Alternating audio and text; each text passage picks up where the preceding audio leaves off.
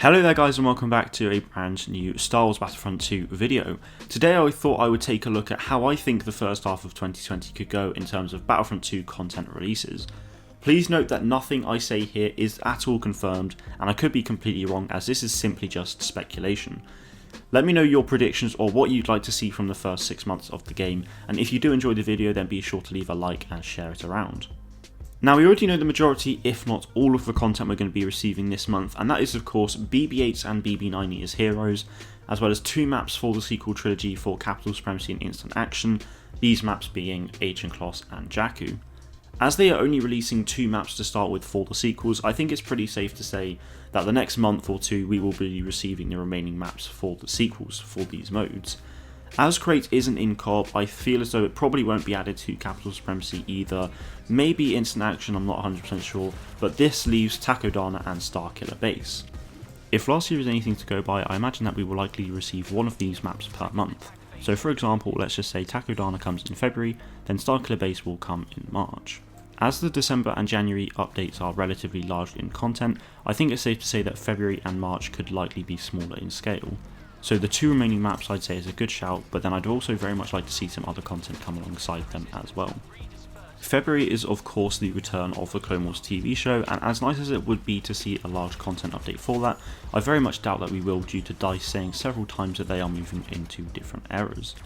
Darth Maul skins are highly requested by the community, and like I said, Clone Wars is returning in February, so even though they're moving away from the Clone Wars for now, I think it would be the perfect opportunity to bring a skin for Darth Maul from Clone Wars Season 7 into Battlefront 2.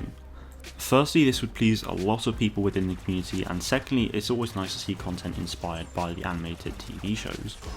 Not only would I like to see Darth Maul appearance make its way into the game, but I'd also very much like to see DICE add some more customization options for the Resistance and Rebels in terms of new alien species, new outfits for the Resistance classes, and First Order customization in terms of Stormtrooper armor types and different officer outfits. I did do a video the other day on what First Order appearances I'd like to see in Battlefront 2, I'll leave a link in the description for you guys if you want to check that out if you haven't done so already. So at the moment I'm thinking February and March will include the final maps for the sequel trilogy into Capital Supremacy, and then customization options for the sequel trilogy factions, and hopefully a Darth Maul skin. The last thing that I'm sort of expecting from these 2 months is to potentially see a Resistance tank make its way into the game to combat the ACSTs from the First Order. I think this would be a really good option as it will make things fairer for both factions within the game. Now we saw DICE do this for the Republic back in June of 2019 with the TX-130 tank, so I think it's very possible to see them do it for the Resistance at some point within these 2 months. I personally would very much like to see this, to be honest, and I think it would be a really unique design, and it could mean that we also get a new tank in the Star Wars canon, which is always a very nice touch. As for the next 3 months, so April, May and June, I think we'll probably see similar content that we've received for the sequel trilogy, but for the original trilogy. Now the reason I say this is because the content we've been receiving for the sequels is similar to the content that we saw for the prequel trilogy era back in 2015.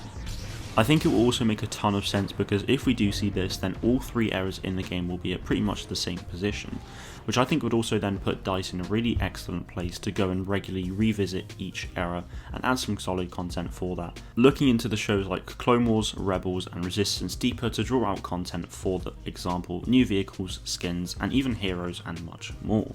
So the pieces of content that I'm expecting to see from DICE in the months of April, May and June are 4 new reinforcements, co-op Capital Supremacy and Instant Action, and new customization options, all for the original trilogy. We will very likely receive 2 reinforcements at the very least, as the original trilogy currently has no infiltrators. I feel as though the best options for this class is the Bothan Spy for the Rebels and the Shadow Trooper for the Empire. As for the other 2 units, I'm not 100% sure. I think it would be a good idea for the Rebels to receive a new Enforcer to go alongside the Wookiee Warrior, and for the Empire we could potentially see the return of the original Dark Trooper perhaps. I think the Dark Trooper would be an incredible unit to receive as their gun is very unique with it being a bolt caster, and I think it could pay great homage to the original game from 2005. Co-op, Capital Supremacy and Instant Action are a given, to be honest.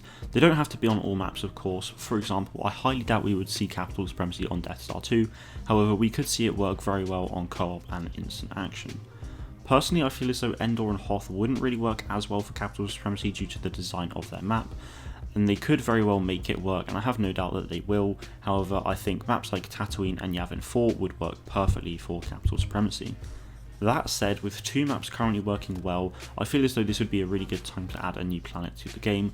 Sullust, for example, would be excellent. Going back to Hoth and Endor, they could go and do what they did with Geonosis, where Galactic Assault had its own map, and then a couple months later they released a new map, same planet, just a different location on Capital Supremacy.